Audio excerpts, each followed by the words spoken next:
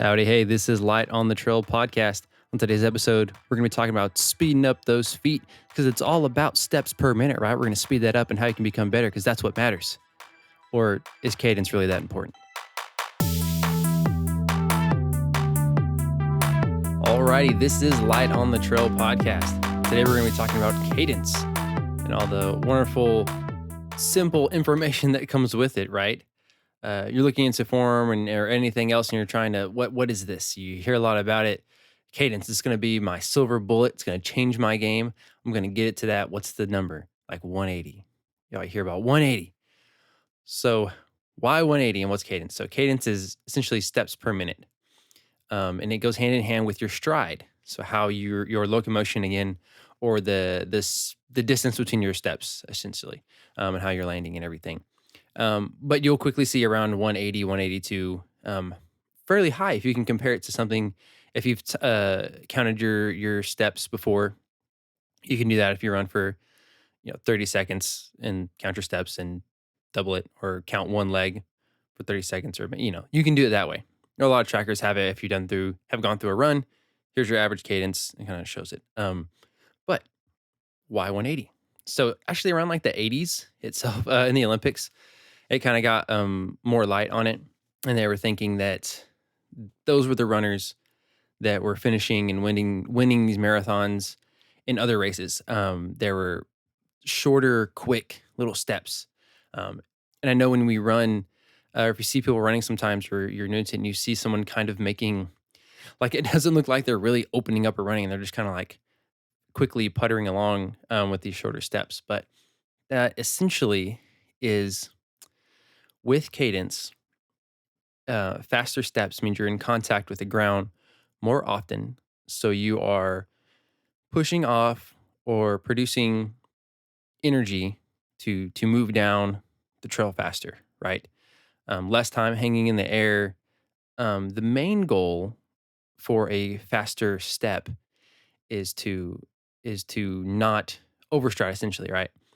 So they want you to speed up your steps and shorter, quicker strides. But why, right? So again, the main goal behind this was to not overstride.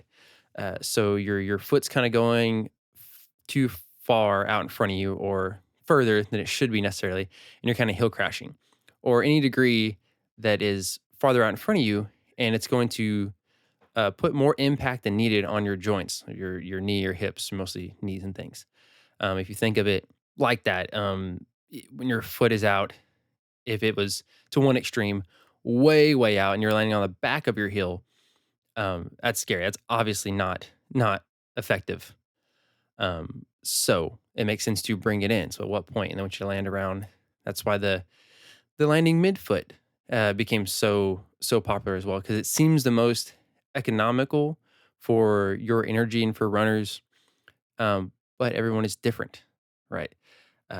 So again, with the 180, is that the gold number? What about short people versus tall people? Okay, recent studies have shown that amongst all the finishers of whatever races, marathons or 200-mile, or that, I think once it gets super like an ultra, like a long distance, that doesn't matter, especially with trail races, because it's all up and down and different things. So I wouldn't think anything further than a marathon.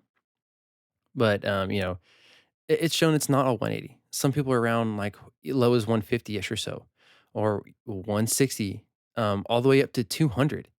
It's all over the place, right? Because everyone's different. It's kind of why the 180 cadence is baloney. Don't think that's the golden number, the silver bullet. Because everyone is different, and something that feels best to this person may not work as good with this person. So obviously, that's why we have different average cadences for these professional runners, all different sizes, and they've developed what works best for them. I think that's the main thing. Is so why does cadence matter? Why is it brought up? Again, to help you run the most efficient way that your body can, and not overstriding. How's your foot landing? Less impact, the better, of course, right? Sometimes when I increase my cadence, and I'm trying to shorten my stride and take quicker steps, and I'm that's the goal. I feel like it demands more energy.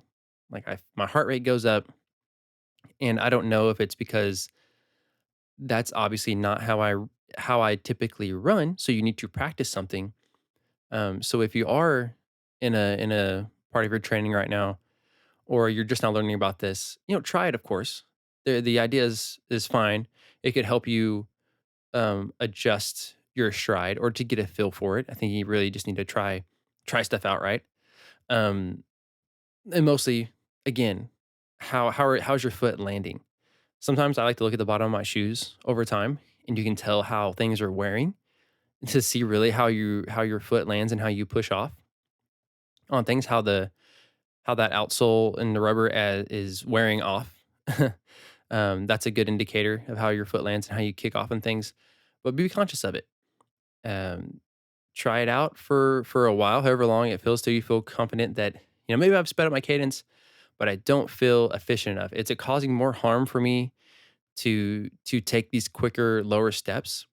Or did I like it when I can open up a little longer, still making sure I'm bringing up my heel. I'm not overstriding. It's you. It's particular to the person. The most efficient, I want to say economical way for you to get down the road, point A to B. Again, with trail running, there's a lot of climbing and different kind of technical terrain and everything. Your stride's out the door because you have to do other things. When a road races, you can really kind of put that to the test and test things out. But there can be a lot of confusion when it comes to cadence. No, it does not have to be 180. The idea is to have less harm, the least amount of harm or impact on your joints, which is typically caused by heel crashing or landing further back on your heel. So try to move it up to midfoot if you even need it. If you don't feel a problem, don't think about it. The idea makes sense, right? Less time in the air, more time pushing off on the ground. That I understand that. Again, we're all different. So I say try it out. Be conscious of what you're doing. If you have a long enough, I guess a treadmill would actually be better. That's what they do in the running stores. If you can record yourself running, right, and do it for a while, because it helps a lot. It can be misleading if you do it just right when you hop on a treadmill and you're so focused on it and thinking, and you only do it for a couple minutes. Right. Typically, the best thing would be if you're out on a run for a long time in trail or whatnot, but you need to have put in a couple miles and be somewhat tired of where you would be slightly fatigued and at your average kind of running style. And I think then record yourself on a treadmill to kind of see how your stride is and your gait and where you're landing and everything like that. Again, that's what they do in in running stores or uh, any kind of I would say science stuff. I'm not a scientist or a coach again, but through study and understanding of things, is what I've seen. What helps people. But it's very interesting, or at least look at the bottom of your shoes.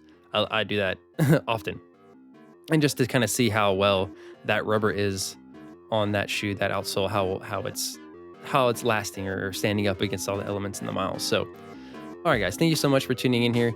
Short, sweet, to the point. If you're having some cadence confusion, I hope this helped. You do you. Be conscious of what you're doing. Don't forget to pray. Be happy, and may the dirt be forever under your feet.